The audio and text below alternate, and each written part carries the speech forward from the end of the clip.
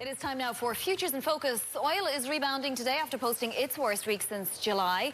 The dollar index, well, it's doing a bit of a U-turn. Joining us from the CME is Paul Nolte, portfolio manager at Kingsview Asset Management. Let's start with the dollar index, with trade on everyone's mind. Paul, we had the dollar index strengthen and suddenly do a bit of a U-turn and weaken again. What's going on there? Yeah, it's one of those, when you take a look at the longer-term trend, we've seen kind of a 1.5 steps forward, 1 step back. So the trend has been generally a little bit higher. We've been generally sideways for the last month and a half with that upward bias.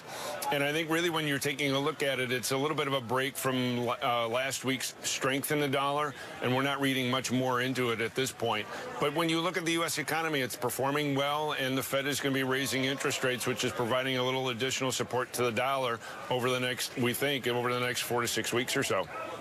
And then, Paul, we must turn to oil, because it seems like oil is going higher based on, things that have been true over the last several weeks, including shortages from Iraq. So why is oil going higher today?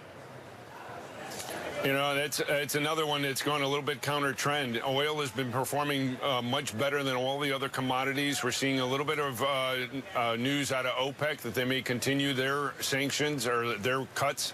We're seeing a little bit higher supply, though, as well. Inventories are up. And oil has been, over the last couple of weeks at least, moving against the dollar. So as the dollar's come off, oil has come up. It's been a little bit counterintuitive, but that's really what we're seeing in that market right now. And then we added a few basis points to the 10-year yield here in the U.S. Last week. Do you anticipate that that might continue as well? Or what is the outlook, your best trade, let's say, treasuries-wise?